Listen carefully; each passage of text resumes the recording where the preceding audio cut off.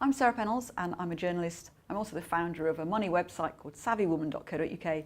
It's a site that's aimed at women. And I'm here at Adobe's London offices, taking part in a series of interviews where I talk to a number of leading names in the world of digital marketing. And at the moment I'm joined by Phil Duffield and we're going to be talking about video advertising.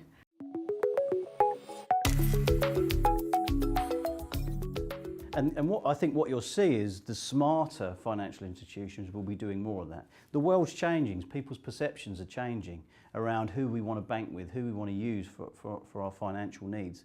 And if you look at the industry we're in from a video perspective and also from a programmatic perspective, direct response advertising is not growing as it used to. And that's down to many things. That's down to the fact that people are tired of it. People are downloading ad blockers to block it, and just sick of being spammed with all these. It's quantity, isn't it? Exactly. You just get so much of it now. Exactly, and I think the smarter institutions are realising the message around being ethical, being very community-led, will drive more consumers than it will just using direct response mechanisms.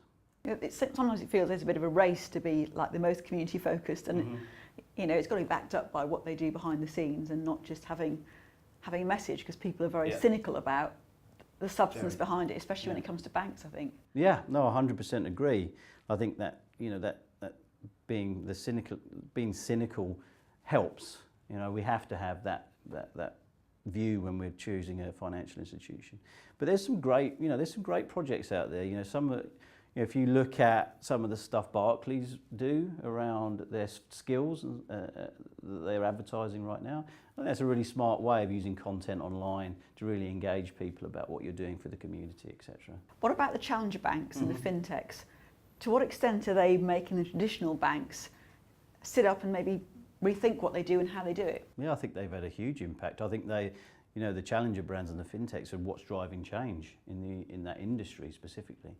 Is banks and financial institutions are having to rethink their messaging, their strategy, how they're attracting customers, what it takes to attract customers, because I think people's perceptions have changed so much over the last probably 10 years around financial institutions, and we know why that is, because of all the turmoil we've been through.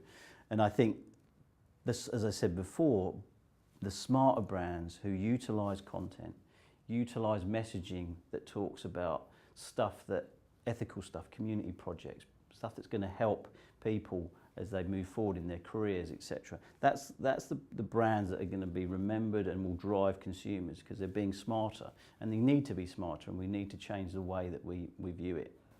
But there has to be a connection between what they're saying they're doing in their engaging video and actually how they treat their customers. And again, I was watching another video the other day, and it had this sort of story about sort of the banking staff, and something about it sort of grated on me, because I knew recently they've been in trouble for some bad customer service. You're kind of like, well, you can produce a really good video that's actually quite engaging and watchable, but if I go onto a review site, then that tells me a completely different story about what you're doing and how you do it. Yeah.